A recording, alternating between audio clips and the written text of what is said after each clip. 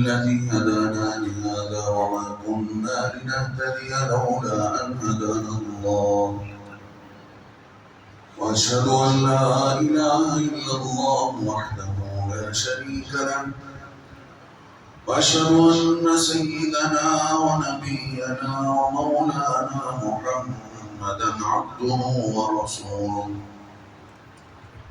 أما بعد فأعوذ بالله من الشيطان الرجيم بسم الله الرحمن الرحيم إنا أنزلناه في ليلة القدر وما أدراك ما ليلة القدر ليلة القدر خير من 1000 شهر تنزل الملائكة والروح فيها بإذن ربهم من كل أمر سلام هي حتى مطلع الفجر صدق الله العظيم وقال نبينا صلى الله عليه وسلم من قام ليلة القدر إيمانا واحتسابا غفر له ما تقدم من ذنبه أو كما قال عليه الصلاة والسلام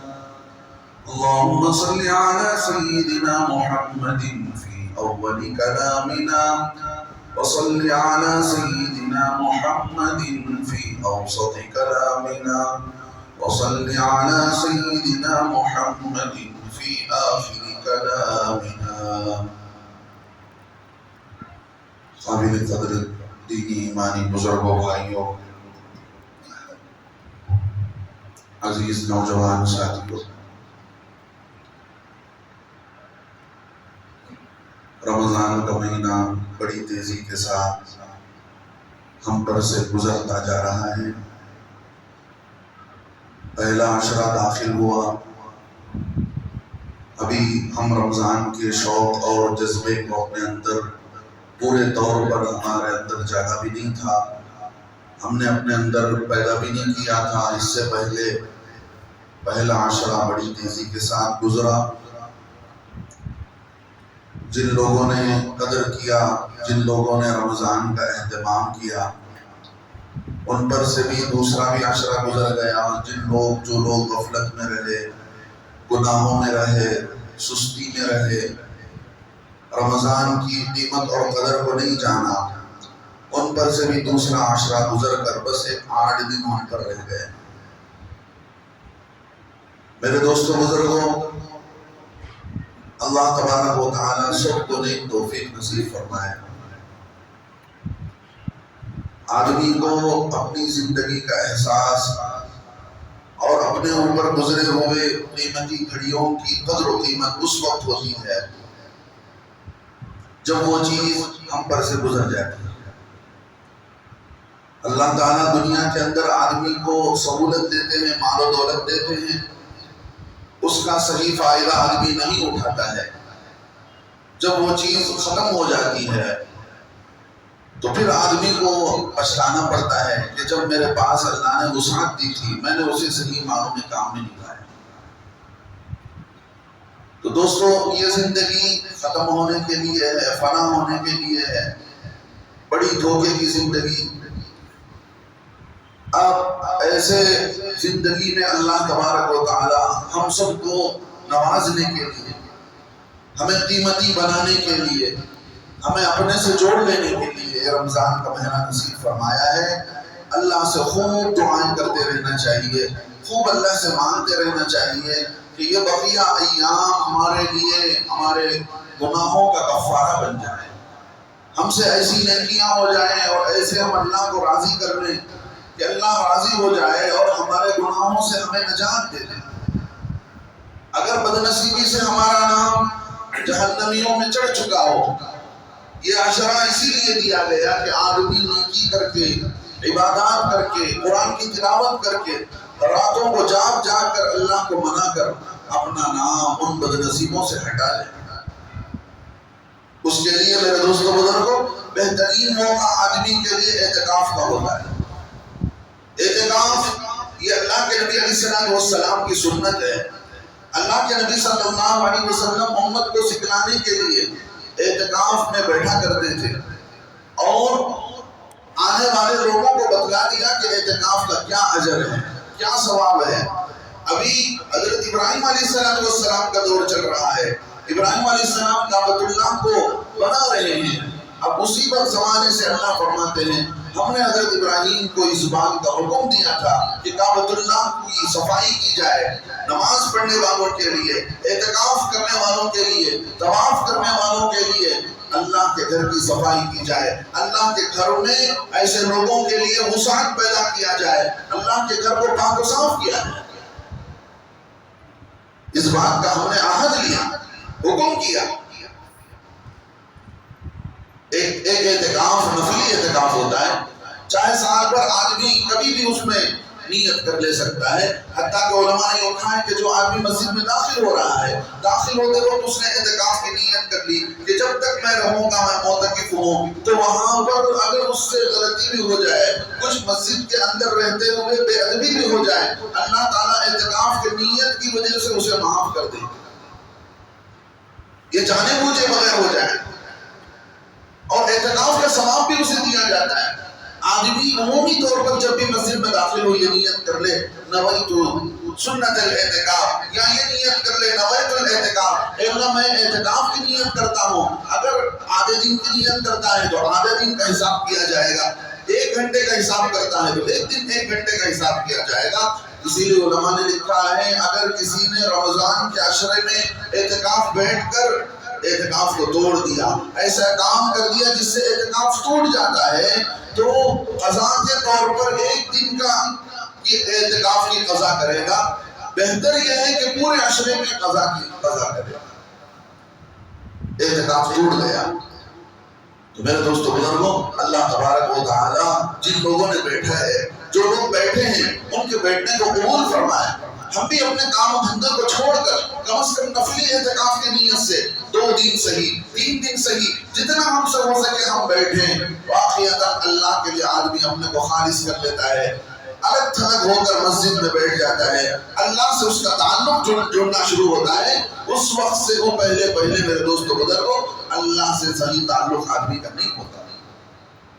اللہ سے صحیح تعلق قائم کرنے کے لیے مسجد میں اعتکاف میں رمضان کا اور رمضان کی عبادتیں، راتوں کی آہوزاری، اللہ سے راز و نیاز، اللہ کو آپ سنا رہے ہو، اللہ کو آپ منا رہے ہو، ذکر و اذکار میں مشغول ہو، یہ کتنی مزے کی بات ہے۔ اس کا مزہ دنیا کی چیزوں میں ملنے والا نہیں ہے، دنیا کے قیمتی کھانوں میں اس کا مزہ ملے گا نہیں۔ اس کا مزہ تو ایمان کا مزہ ہے، عبادات کی لذت کا مزہ ہے، وہ ایسا مزہ ہے جیسے حضرت شیخ زکریا رحمۃ اللہ علیہ نے لکھا ہے۔ حضرت مولانا شاہ عبد الرحیم صاحب رائے پوری رحمۃ اللہ علیہ رمضان میں بہت مختصر کھایا کرتے تھے، سحری کے وقت 1 آدھ چپاتی کھا لیا کرتے تھے، اور افطاری پانی اور زمزم سے اور کھجور سے کھول لینے کے بعد رمضان افطاری کے بعد مغرب کی نماز کے بعد 1-2 کپ چائے پی لیا کرتے تھے، اور پینے کے بعد صبح سے شام تک اللہ کی عبادت میں، اللہ کی یاد میں، ذکر و اذکار میں، امت کو اللہ کے سامنے امت کے احوال پیش کر کے امت کے حق میں رونے میں، حتیٰ کہ لکھا ہے کہ اپنے خاص لوگوں کے سوا کسی کو ملنے کی اجازت بھی نہیں دی جاتی تھی۔ خاص لوگ مل سکتے تھے، اس کے علاوہ کسی کو ملنے کی اجازت نہیں، کوئی پورے رمضان تک مل نہیں سکتا۔ رمضان سے پہلے یہ کہہ دیا کرتے بھائی اب مل لو، اب تو 1 مہینے کے بعد تم سے ملاقات ہوگی، پورے مہینہ کسی سے نہیں ملا کرتے تھے۔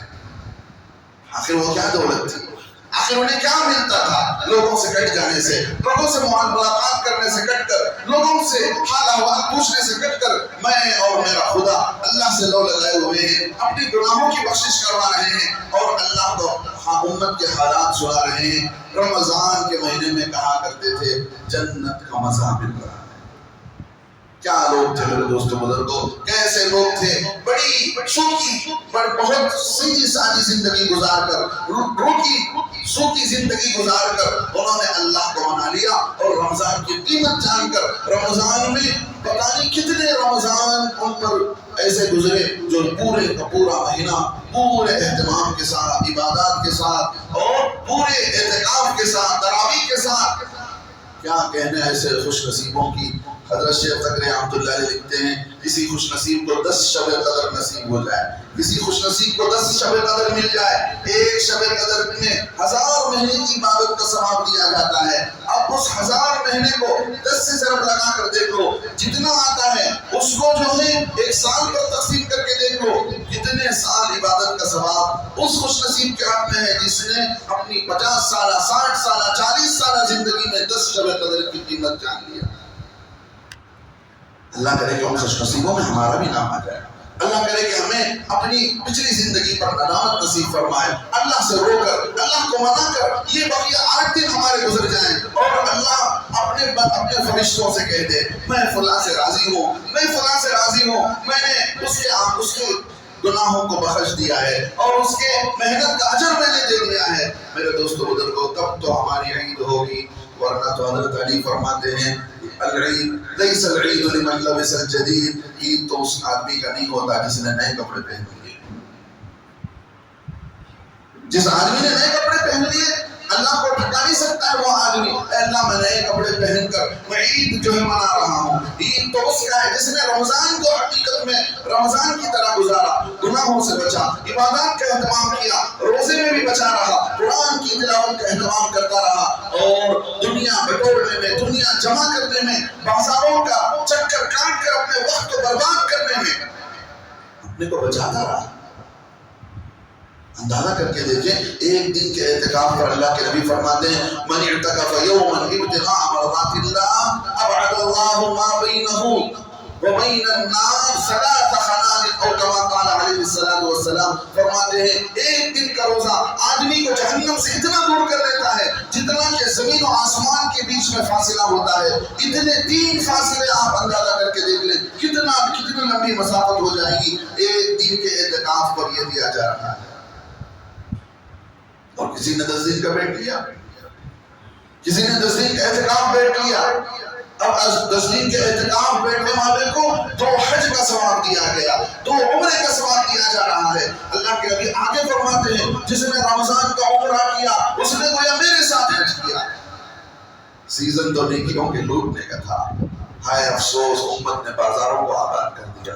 کھانے پینے کے بازار آباد ہیں، نئے نئے قسم کے کھانے رمضان پر نہیں ملتے، وہ سارے ویرائٹیز کے کھانے پک رہے ہیں اور لوگ جا رہے ہیں، کھا رہے ہیں. ایسا کھانے کا ماحول، ایسا خریدی کا ماحول، ایسا شاپنگ کا ماحول. توبہ توبہ، ہم نے رمضان کے عنوان کو بدنام کر کے رکھ دیا. اللہ کے نبی فرماتے ہیں الشیطان ہونا تبیض ہونا فکفرق. لوگوں جانتے ہو بازار کتنی بہتر جگہ ہے، شیطان وہی انڈے دیتا ہے، وہی اس کے بچے نکلتے ہیں. کتنی طاقت امت کی بازاروں میں بیٹھ رہی ہیں. ایک صاحب بتانے لگے مولانا روزانہ ہمارے محلے سے ایک فیملی جاتی ہے، روزانہ جاتی ہے صرف کھانے پینے کے لیے. ہائے افسوس، ایسی گندی جگہ جو زمین کے حصوں میں سب سے بدترین حصہ، جہاں پر بچے شیطان کے پیدا ہوتے ہوں، وہیں سے دنیا بھر میں شیطان کے بچے پھیلتے ہوں. آپ کی تاخیرات وہاں گزر رہی ہے، آپ کے رمضان کی نیکیوں میں اللہ تعالیٰ کہاں سے رنگ ڈالیں گے؟ آپ اندازہ کر کے دیکھیں. کوئی کسی کو روکتا نہیں، کوئی کسی کو سمجھاتا نہیں. لوگ دور دور سے آ رہے ہیں شاپنگ کے لیے. ایسا معلوم ہو رہا ہے جیسا عمرے کے لیے دور دور سے لوگ پہنچتے ہیں. ہم نے دیکھا ایسے لوگ دور دور سے آ رہے ہیں. میرے دوستو بزرگوں، اللہ کے نبی فرماتے ہیں 2 حج اور 2 عمرے کا ثواب اس آدمی کو دیا جائے. اور دنیا والے تو سمجھتے ہیں یہاں تسبیح بیٹھ کر تسبیح ڈھکل رہا ہے، اس کو کیا ملنے والا ہے. یہ مولوی صاحب ہیں، یہ حاجی صاحب ہیں، ان سے دعا کی درخواست کر لو. ہمارا کام دھندا، ہمارا بزنس کا وقت ہے، ہمارے سیزن کا وقت ہے، ہم خوب کمائیں گے، ہم خوب لوٹیں گے، ہم خوب کھسوٹیں گے. رمضان کا مہینہ آیا عبادات کے لیے. ہم نے بچپن میں دیکھا ہمارے بڑے جن کی زندگی غفلت میں گزرتی تھی، رمضان آیا ٹی وی کو لپیٹ کر اوپر رکھ دیا کرتے تھے، اتنا اہتمام ہوتا تھا، ٹی وی کو لپیٹ کر اوپر رکھ دیا کرتے تھے، رمضان کی واقعتاً اندازہ ہوتا تھا کہ حقیقت میں رمضان آیا ہے۔ آج تو اللہ معاف فرمائے، جیب بھر میں ہر ایک کے جیب بیٹھے ہیں، ہر ایک دیکھ رہا ہے، اللہ کو ناراض کر رہا ہے اور اللہ کے غضب کو، اللہ کے لعنت کو مول لے رہا ہے۔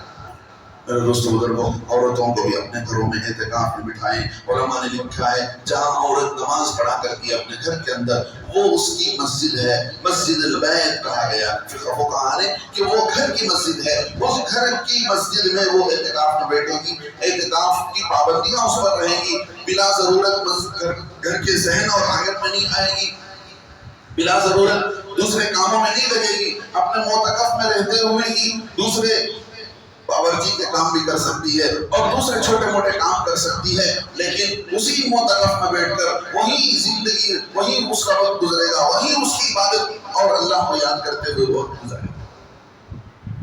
اہتمام ہی نہیں ہے، اہتمام ہی نہیں ہے اعتکاف میں بیٹھنے کا گھروں کے اندر، گھروں میں اللہ کو یاد کرنے کا، بچوں کو دین سکھانے کا ماحول ہی ختم ہو گیا۔ اپنے گھروں کو قبرستان بنانے سے اللہ کے نبی صلی اللہ علیہ وسلم نے بتایا کہ لوگ اپنے گھروں کو قبرستان نہ بناؤ، اپنے گھروں کو قبرستان نہ بناؤ۔ اللہ تبارک و تعالیٰ نے موقع دیا ہے، چند دن رہ گئے ہیں، اللہ رب العزت مجھے بھی صحیح معنوں میں قدر دانی کی توفیق نصیب فرمائے، آپ کو بھی اللہ تبارک و تعالیٰ ان دنوں کی صحیح معنوں میں قدر دانی کی توفیق نصیب فرمائے۔ میرے دوستو بزرگوں، علماء نے لکھا ہے ایسے ہی شوہر سے معتکفہ عورت جو ہے جس نے اعتکاف میں بیٹھا ہے، وہ اسے شوہر سے دوری بنانا پڑے گا، شوہر سے قریب نہیں ہو سکتی ہے، شوہر سے ملاقات نہیں کر سکتی اعتکاف کے دوران۔ اس مسجد کو مسجد المنزل، مسجد البیت کہا گیا۔ اب ایک مسئلہ یہ ہے کہ بہت ساری مسجدیں وہاں ہوتی ہیں جو اپارٹمنٹ میں ہوتی ہیں، مستقل مسجد کی عمارت نہیں ہوتی جیسی ہماری یہ مسجد ہے۔ اب ایسی مسجد جو اپارٹمنٹ کے اندر ہے، تو ایسی مسجد عام مسجدوں کے حکم میں نہیں آتی ہے، لیکن اس کے اطراف مکانات ہیں، وہاں نماز ہو رہی ہے، پنج وقتہ نمازیں، اور بعض مسجدوں میں تو جمعہ بھی ہو رہی ہے ایسے اپارٹمنٹ کے اندر۔ تو اس لیے لکھا ہے جیسے عورت کو مسجد البیت کہا گیا، ایسے ہی اس منزل کی مسجد، مسجد المنزل کے طور پر اس بلڈنگ کی وہ مسجد ہے، اس اعتبار سے وہاں پر بھی آدمی اعتکاف بیٹھنا چاہیے، اور اعتکاف کی سنت اللہ تبارک و تعالیٰ کے ہاں قبول ہو جائے گی۔ اور ایسے ہی رمضان کے لیے اللہ تبارک و تعالیٰ نے، اللہ کے نبی صلی اللہ علیہ وسلم کی حدیث ہے، اللہ کے نبی علیہ السلام کے سامنے تذکرہ ہوا کہ فلاں نبی کی امت کو اللہ نے اتنی لمبی زندگی دی، اور بنی اسرائیل کے بعض عابد لوگ کئی سو سال تک اپنے اعتکاف گاہ سے نہیں اٹھے، اپنی عبادت گاہ کو نہیں چھوڑا، پلک جھپکنے کے برابر اللہ کی نافرمانی نہیں کی۔ اللہ کے نبی صلی اللہ علیہ وسلم کے صحابہ قیمت جانتے تھے، دین کی قیمت جانتے تھے، براڈ وے میں کپڑے کی قیمت نہیں جانتے تھے۔ دنیا کو چھوڑا تھا انہوں نے، ایسے چھوڑا تھا۔ ان کی زندگی کو پڑھ کر دیکھے تو ہمیں پتا چلتا ہے ہم نے دین کو لیا ہی نہیں، ہم نے اپنی زندگی میں دین کو داخل ہی نہیں کیا۔ ان کی زندگی کو پڑھ کے معلوم ہوگا۔ صحابہ رضی اللہ عنہ کو افسوس ہوا، اے کاش کہ ہمیں بھی زندگی ملتی، ہمیں تو 60-70 سال ملی۔ اللہ رب العزت نے اس افسوس کو دور کرتے ہوئے اس امت کو بھی اس جیسے بنی اسرائیل کے عابد جنہوں نے 100 سال تک اللہ کی عبادت کی، ویسی نیکی اور اس سے زیادہ درجہ بڑھا کر اللہ تعالیٰ دینے کے لیے اللہ نے شب قدر دیا ہے۔ اللہ کے نبی صلی اللہ علیہ وسلم کے پاس حضرت جبرائیل آئے، حضرت جبرائیل نے آ کر بتلایا، اللہ کے نبی علیہ السلام کے پاس حضرت جبرائیل آئے، حضرت جبرائیل علیہ السلام تاریخ بتلانے کے لیے آئے کہ فلاں تاریخ میں شب قدر آتی ہے، لیکن اللہ کے نبی حضرت جبرائیل نے دیکھا آتے ہوئے کہ دو آدمی جھگڑ رہے ہیں،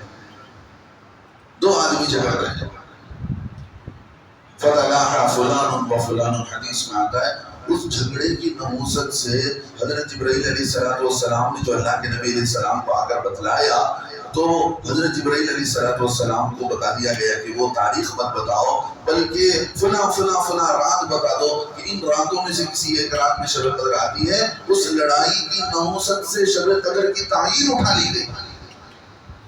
لڑائی جھگڑا عام بات ہو گئی. مسجد کے اندر جھگڑا، مدرسوں کے اندر جھگڑا، گھروں کے اندر جھگڑا، انجمن اور سوسائٹیز کے اندر جھگڑا، ہمارے معاشرے کے اندر جھگڑا عام بات ہو گئی ہے. کہاں سے برکتیں آئیں گی؟ اللہ کے نبی فرماتے ہیں لا اقول ہی الحالقہ، لوگوں مسلمانوں کے آپس کے بیچ کی لڑائی سے میں نہیں کہتا کہ یہ لڑائی تمہارے سر کے بال کو نکال لیتی ہے بلکہ تمہارے دین کو ہی موڑ دیتی ہے. آپس کی لڑائیاں اس سے دین ہی ختم ہو جاتا ہے، لوگوں کے بیچ سے دین ہی صاف ہو جاتا ہے. اللہ کے نبی علیہ السلام فرماتے ہیں، اللہ کے نبی علیہ السلام کو شب قدر کی تاریخ بلا دی گئی. اللہ کے نبی علیہ السلام نے فرمایا مجھے بتلایا گیا تھا لیکن مجھ سے بھلا دیا گیا، لہذا 21ویں رات، 23ویں رات، 25ویں اور 27ویں رات اور جو ہے 29ویں رات میں اس کو تلاش کیا کرو.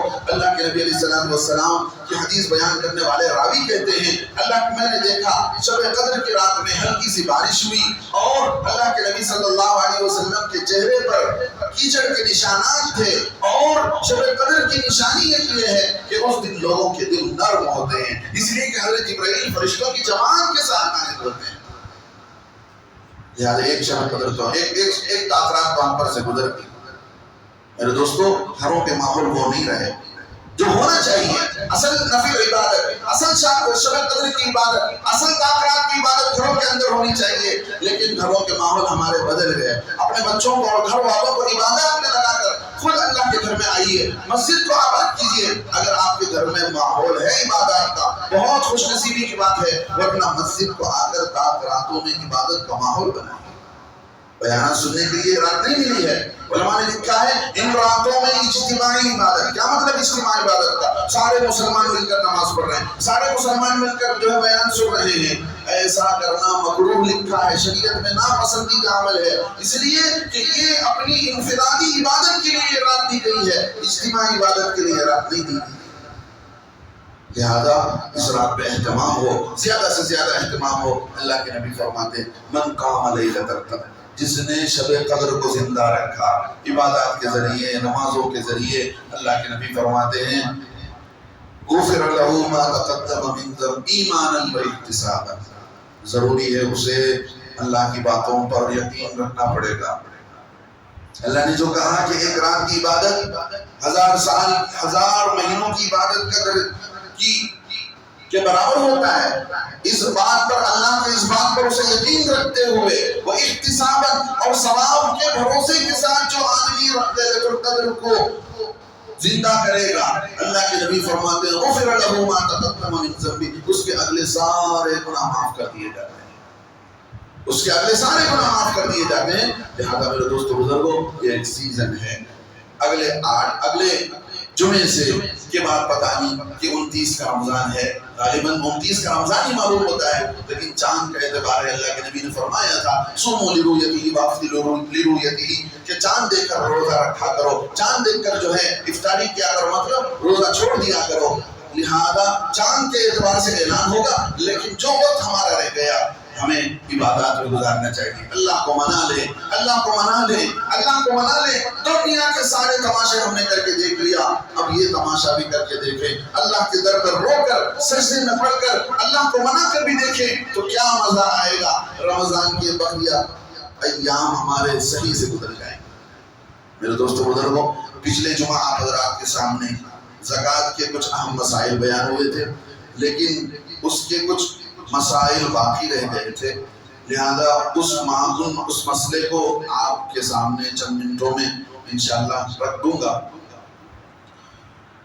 اگر کسی آدمی نے زکوٰۃ ادا کرتے ہوئے کئی سال کی زکوٰۃ ادا کر دیا، حساب کر رکھا تھا کئی سال کی زکوٰۃ ادا کر دیا، تو پیشگی زکوٰۃ یعنی پہلے سے ہی اس نے 2025 کے رمضان کا 26 کے رمضان کی زکوٰۃ نکال دیا تو اس کی زکوٰۃ ادا ہو جائے گا. لیکن اگر 2 سالوں میں اس کی آمدنی بڑھ جاتی ہے، اس نے 10 لاکھ کی زکوٰۃ نکالی ہے، لیکن 2 سال میں اگلے سال دیکھا جائے تو 15 لاکھ اس کا بزنس کا وہ ہو گیا، تو پھر 5 لاکھ وہ ایڈ کرنا پڑے گا اگلے سال میں، پھر اس کے بعد کے سال اور 5 لاکھ بڑھ جاتے ہیں تو پھر اور اس میں اضافہ کرنا پڑے گا، اس طرح کر کے حساب۔ لیکن کوئی آدمی پیش کی زکوٰۃ دے دیتا ہے تو اس کا زکوٰۃ ادا ہو جاتا ہے۔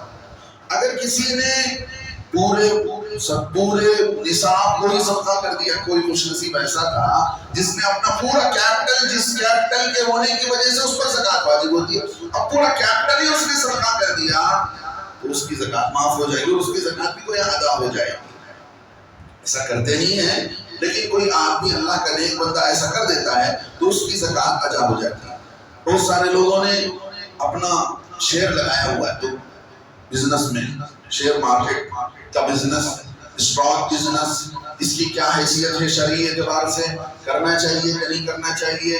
آن لائن بہت سارے ایسے بزنس ہیں جو شریعت کے رولز کے حساب سے نہیں آتے ہیں، تو یہ الگ مسئلہ ہے، لیکن آپ نے اس میں پیسے لگا لیا ہے تو ایسی صورت میں اس میں جو آپ نے پیسے لگایا ہے اس کی زکوٰۃ آپ کو ادا کرنی پڑے گی۔ جو ایکسٹرا اماؤنٹ آپ کو غلط طریقے سے آ رہا ہے، انٹرسٹ کے طریقے سے یا دوسرے طریقوں سے، جو طریقے اسلامی رولز کے اعتبار سے غلط ہیں، ناجائز ہیں، ان پر تو مال زکوٰۃ واجب نہیں ہوگی، لیکن جو آپ نے لگایا ہے 5 لاکھ 10 لاکھ اس پر زکوٰۃ واجب ہوگی۔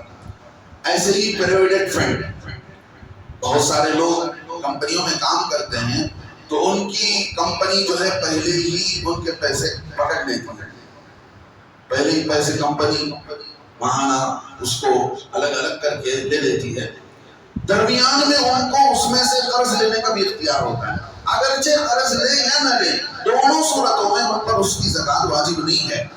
مسئلہ سمجھیں، زکوٰۃ کے واجب ہونے کے لیے وہ مال کا آپ کے کنٹرول میں ہونا ضروری ہے، آپ اس کے پورے طور پر مالک ہیں، آج آپ کے پاس ہے کل آپ کسی کو دے سکتے ہیں، اس طرح کا اختیار آپ کے پاس ہو، لیکن پروویڈنٹ فنڈ کے اندر یہ اختیار کسی بھی بزنس کا کمپنی کے امپلائی کو یہ نہیں ہوتا کہ وہ اپنے مرضی سے اس پیسے کو تصرف کرے، لہذا اس پر بھی زکوٰۃ واجب نہیں ہوگی۔ کپڑوں میں بہت سارے لوگ شوق میں، جن کو اللہ نے دیا ہے، کپڑوں میں سونا چاندی کے تار لگا کر اسی سے وہ کپڑے سجاوٹ ہوتی ہے، ڈیزائننگ کرتے ہیں، اس کا بھی حساب لگا کر اس کی بھی زکوٰۃ نکالی جائے گی۔ ایسے ہیرے جواہرات کسی کے پاس پڑے ہوئے ہیں، ہیرے جواہرات پر زکوٰۃ نہیں آتے ہیں، چاہے کتنی کی بھی ہیرے جواہرات ہو جائیں، تو اس سے زکوٰۃ اس پر ادا نہیں ہوتی، اس پر واجب نہیں ہوتی ہیرے جواہرات۔ اب ایک مسئلہ یہ ہے کہ حلال مال حرام مال میں مل جائے، حرام مال پر تو زکوٰۃ نہیں ہے، لیکن آپ حلال کاروبار بھی کر رہے ہیں، غلط دھندا بھی کر رہے ہیں، آپ دونوں مل گئے ہیں تو ایسی صورت میں پورے مال پر زکوٰۃ دینی پڑے گی۔ آپ زکوٰۃ ادا کرتے ہوئے پیسے تو نہیں دے رہے ہیں، کسی کو آپ گاڑی دے رہے ہیں، مان لو کہ آپ کے پاس کار ہے، ایک دن کو 1000 روپے کا حساب کر کے 5 دن آپ نے دے دیا اور 5 دن حساب کر رہے ہیں کہ میں نے 5000 روپے دے دیا، اس طرح سے آپ کی زکوٰۃ کسی چیز کو کرائے پر دے کر اس کی اجرت کو ٹیلی کر لینے سے ادا نہیں ہوتی ہے، بلکہ زکوٰۃ مال کی شکل میں دی جائے گی، کپڑے کی شکل میں، اناج کی شکل میں، پیسوں کی شکل میں دیتے ہوئے زکوٰۃ کی نیت کر کے آپ کو دینا پڑے گا، تب جا کر آپ کی زکوٰۃ ادا ہوگی۔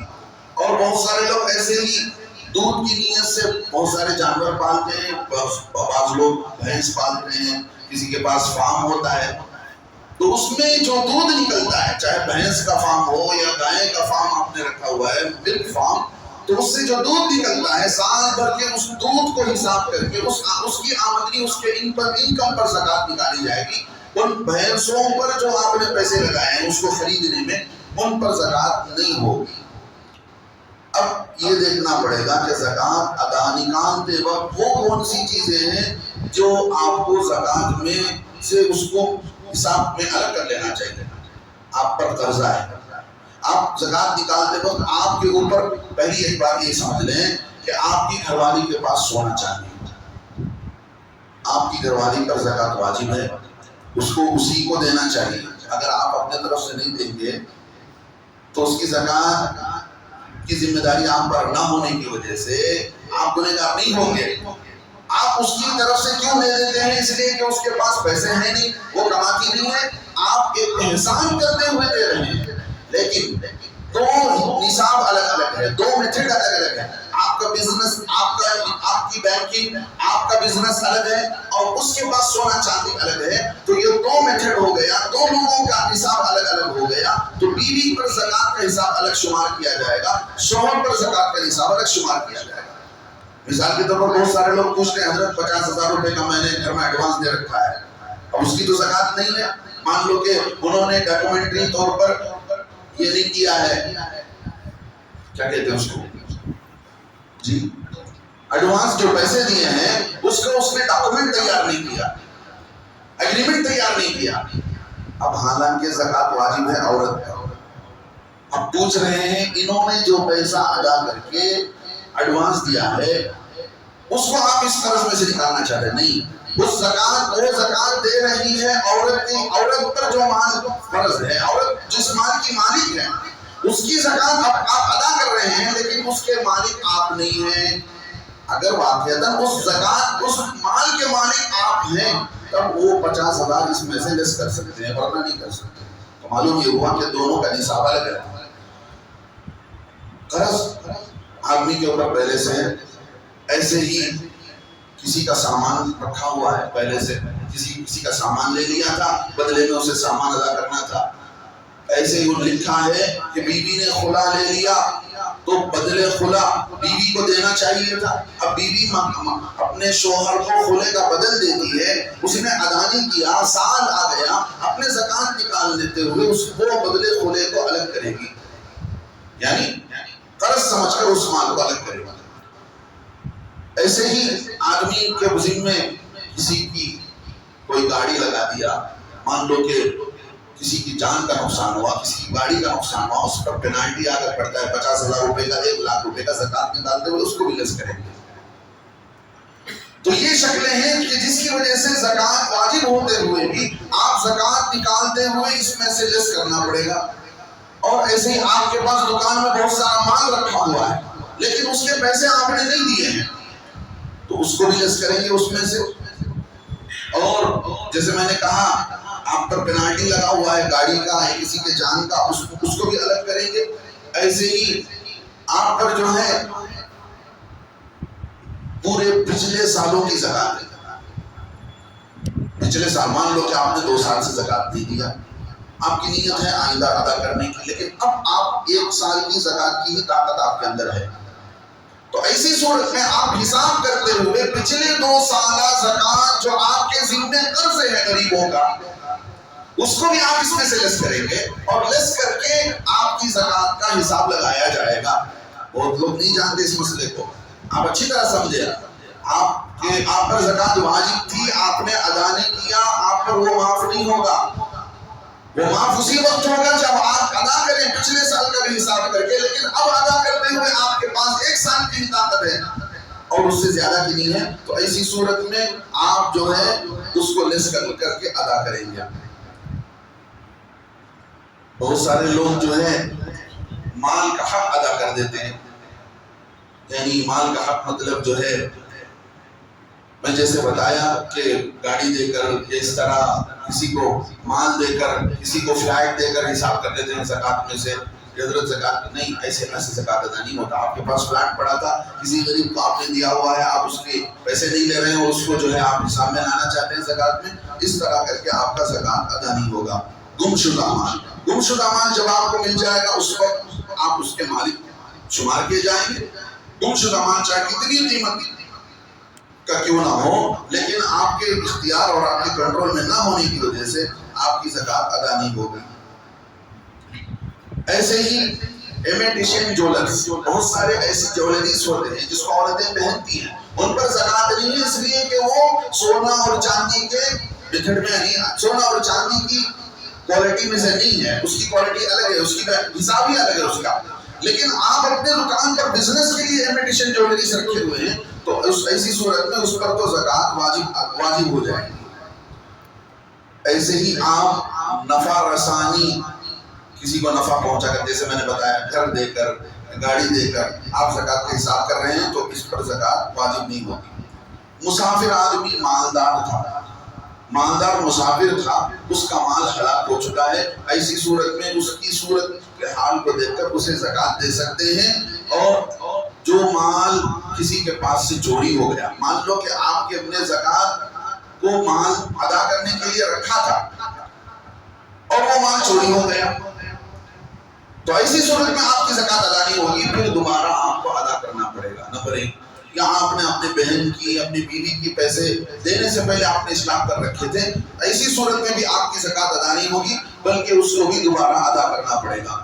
اب یہ مسئلہ یہ ہے کہ زکوٰۃ کس کو دیا جائے، کس کو نہیں دیا جائے، وقت ختم ہو رہا ہے، لہذا مختصراً سن لیں کہ اللہ تبارک و تعالیٰ نے جو مصارف بیان کیے ہیں، ان مصارف میں سے ایک یہ ہے کہ ضرورت کا سامان جس کے پاس نہیں، مسکین جس کو کہا گیا، فقیر وہ ہے کہ جس کے پاس ضرورت کے سامان تو ہے لیکن اس سے اس کی ضرورت پوری نہیں ہوتی ہے۔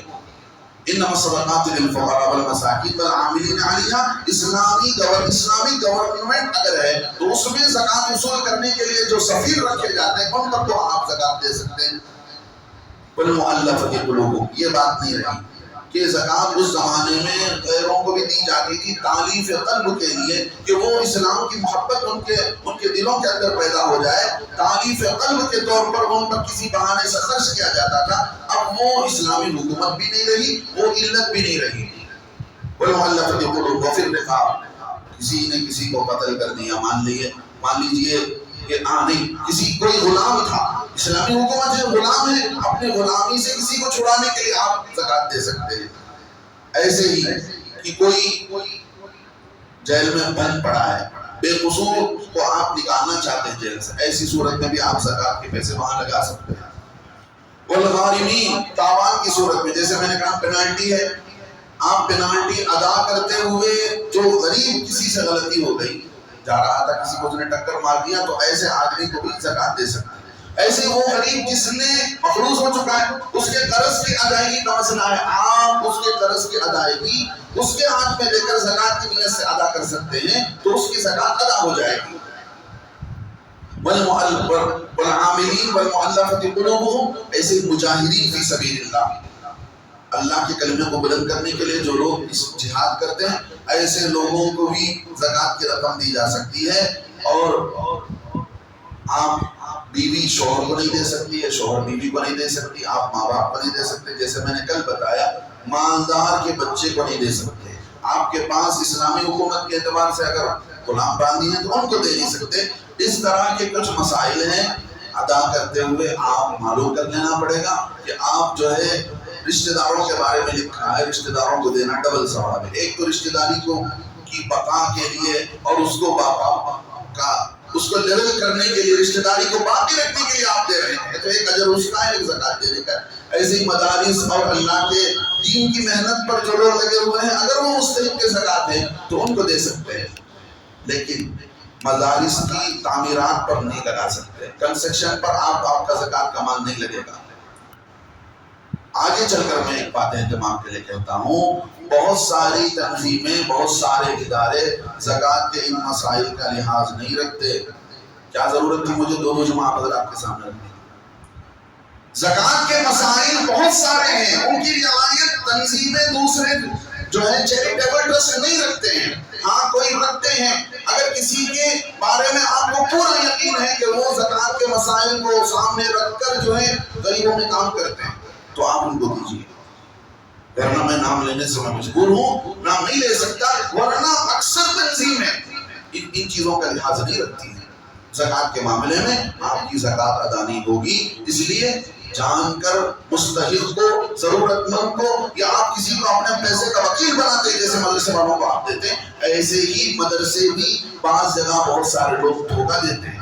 آپ جو ہے جان کر معلوم کر کے دیجیے، جیسے مسجد کے ذمہ دار تو اعلان یہاں اسی بنیاد پر دیتے ہیں کہ جو صحیح لوگ ہیں، صحیح مدرسے والے انہیں کو دیتے ہیں، ایسے آپ کسی کو بھی دے رہے ہیں تو دیکھ کر دیجیے کہ وہ واقعتاً مستحق ہیں کہ نہیں ہے۔ اللہ تبارک و تعالی ہم سب کو عمل کی توفیق نصیب فرمائے۔ جو دن جو وقت ہمارے رہ گئے ہیں رمضان کے، میرے دوستوں بزرگوں، اس مہینے میں اللہ تبارک و تعالی ہمیں قدر کی توفیق نصیب فرمائے۔ اس مہینے میں مال کے خرچ کرنے کا بڑا اجر ہے، بڑا اجر ہے۔ میرے دوستوں بزرگوں، ایک ہفتہ ہمارے پاس رہ گیا ہے، مسجد کے ذمہ داروں نے بڑی ذمہ داری اٹھائی ہے مدرسے کی، آپ اس میں زیادہ سے زیادہ 1 کا 70 دیا جائے گا۔ اللہ کے نبی فرماتے ہیں جو رمضان میں فرض ادا کرتے ہیں، آپ زکوٰۃ ادا کر رہے ہیں تو عام دنوں میں زکوٰۃ دینے کا الگ حساب، رمضان میں زکوٰۃ دینے کا 70 درجہ حساب اللہ تعالیٰ نے کی بڑھا کر دیتے ہیں۔ کوئی بھی نیک کام آپ ادا کر رہے ہیں، لہذا نمازوں سے جاگتے ہوئے مسجد کے نگرانی میں جو مدرسے کا کام ابھی تک شروع نہیں ہوا ہے، لہذا آپ زیادہ سے زیادہ تعاون کرتے ہوئے جائیں تاکہ یہ خیر اور یہ نیک کام جلد سے ادا ہو جائے۔ بہت سارے لوگوں نے زکوٰۃ دینے کی نیت کی تھی، انشاءاللہ میں یہی رہتا ہوں، وہ حضرات بھی جا کر اپنی زکوٰۃ جمع کر سکتے ہیں۔ اللہ تعالیٰ ہمارے کہنے سننے کو اللہ قبول فرمائے، آمین، وآخر دعوانا الحمدللہ۔